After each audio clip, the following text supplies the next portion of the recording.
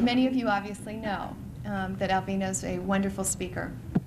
2 years ago, I was at a conference in Hot Springs. It was a cap agency conference, and it was kind of your typical conference, and I was sitting at lunch, and they were doing all of these kinds of speeches like I'm doing right now, and then they introduced the keynote speaker, and I sort of kept eating my lunch, and all of a sudden this guy stood up there and started walking around the stage and had probably 300-400 people riveted to their seats. And I thought, where did they get this guy? He must be from some big city up north, you know. And then I found out he was from Pine Bluff. And at the time, he worked for AP&L. And I thought, I can't believe it. This is a wonderful resource in our own community. I ran up and I said, we'd like you to come to see Good Faith Fund, and we're in Pine Bluff. Now, I would like to see the hands. I'm not going to ask you to stand. Can I see the hands of the entrepreneurs tonight? Or the self-employed people? Great! Give these folks a hand. Give them a hand. You deserve that hand. You deserve it. And I'll tell you why. Because see, what you've done is something that's very fascinating. You've done something that most people just dream about. And that's to start a business. You know the number of people that I've worked with Entergy who are accountants and engineers and lawyer types who hate going to work every day? I mean, God, they go to work, they make great salaries, but they're sitting there going, God, I hate being here. I wish I could start my own business one day. I wish I could do it. And you guys did it, you know? So you need to commend yourself because you've embarked upon a venture of success and happiness for yourself. Now, I have to define success. Now, many times people have a tendency to think that success means a bunch of money. Now, see, success has very little to do with money. Now, many times being successful brings money because you do what you enjoy. And when you do what you enjoy, you do it good. And when you do what you enjoy good, you're better than everybody else. And when you're better than everybody else, you get paid more. Right? Okay, so that's success. When you do what you enjoy and you're good at it. Okay? Because I thought that success meant a lot of money. And when I had the opportunity to move to Little Rock, I have had the opportunity to meet and sit down and visit in the homes of people who we would consider as millionaires. I mean, over Chenal Valley, a friend of mine has a $1.8 million home, 5-car garage, indoor heated pool, and it's only he and his wife and one child. And every time I see this guy, he makes me sad. I mean, really, you ever been like in a great mood and there's somebody sad come in the door? It just makes you sad. I only want to go to the guy's house, this gorgeous house, make all this money, and I can't stand to be around the guy because he's so sad. Why? He's unhappy. Well, does that mean he's successful? No. He's just rich. He's rich, he has a lot of money, but the man has no success.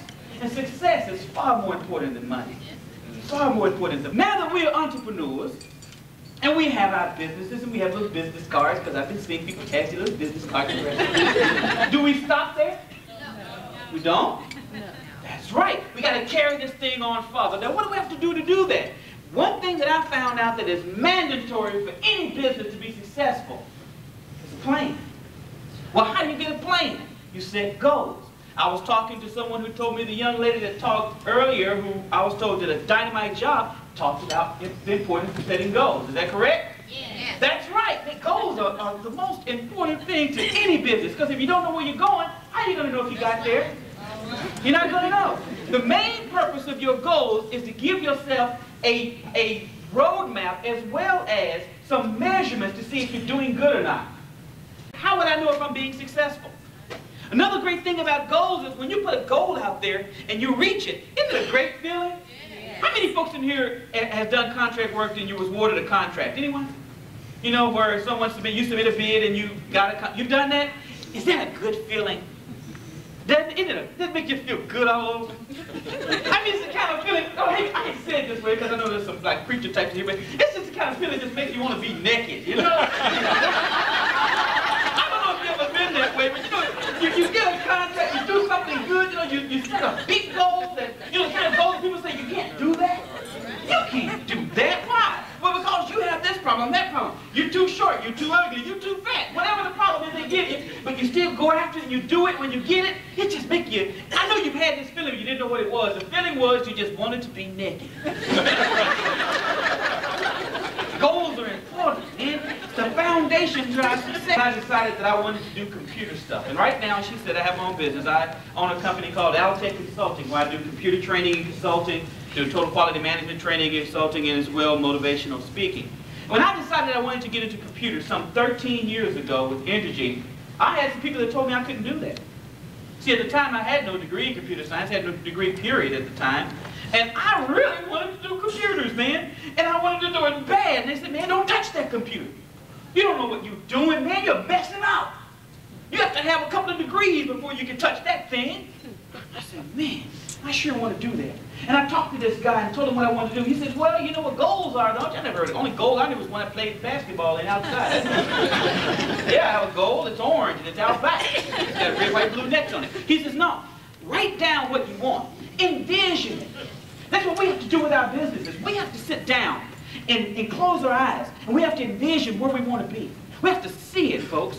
We have to see it. Now, just having a business, that's fine. I mean, anybody can open a door and hope someone to come in and buy something, and then you give the government their part every quarter. That's easy to do. But when you decide you really want to, like, really knock the ceiling off of that thing, you've got to sit down and develop a vision of what you want. Am I right? Mm-hmm. A vision. You have to see it. You have to see yourself there. You got to see the people that you're going to be in contact with. You got to see the money you're going to make.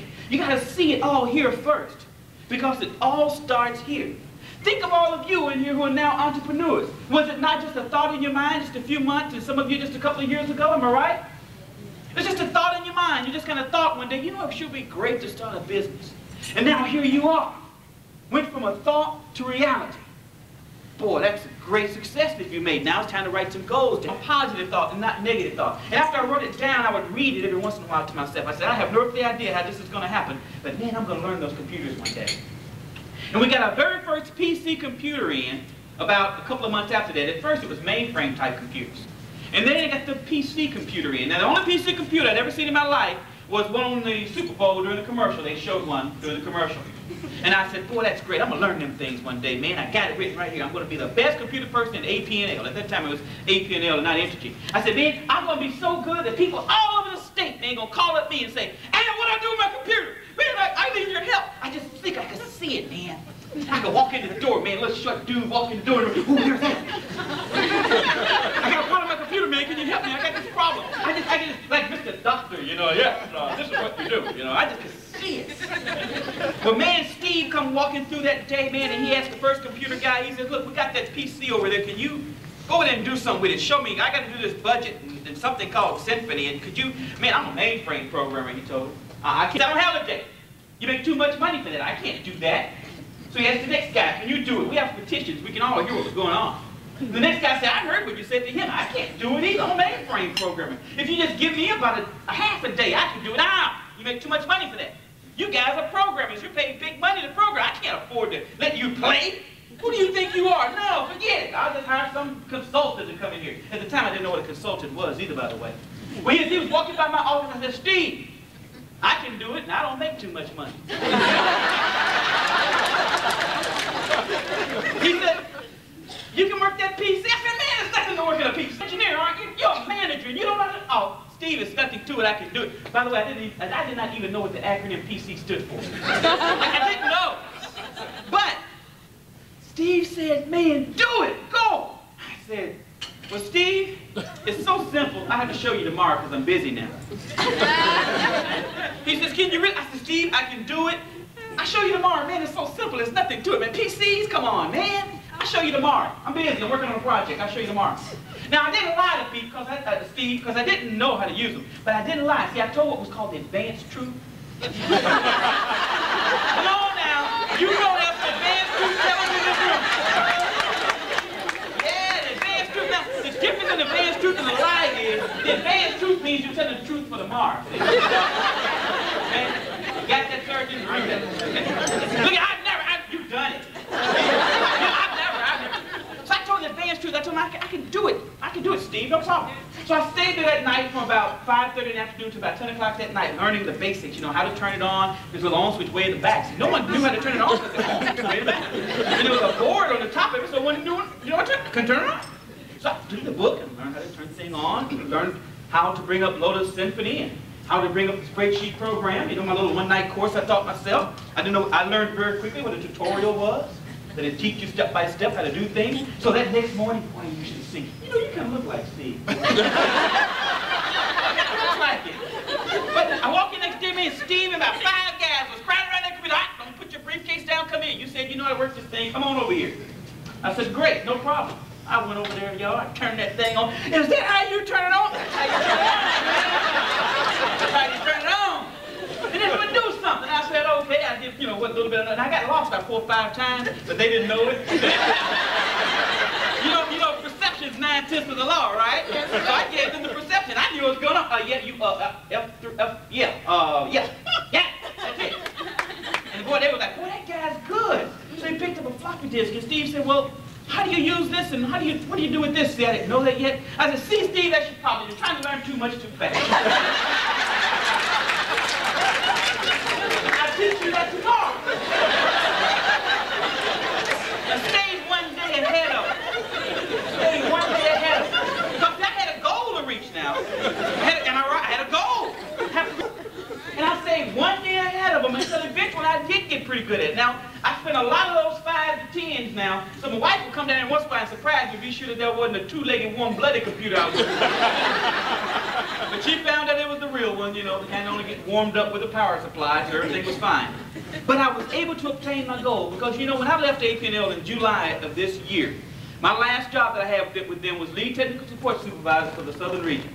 That meant that my job was to maintain and take care of all the computers in the southern half of the state of Arkansas, from Pine Bluff to Hot Springs to the Louisiana border. So if anybody wanted to buy one, ask a question about one, need software, needed to get a part bought, it was my responsibility to take too much more of your time up. I'd like to say in closing that I'd like for every one of you all to anchor your goals in the foundation of success. I'd like for you to educate yourselves in every way possible. I would like for you to persevere to the end. And I'd like for you to practice what we talked about today and live a very long, a very happy, and a very prosperous life. Thank you very much.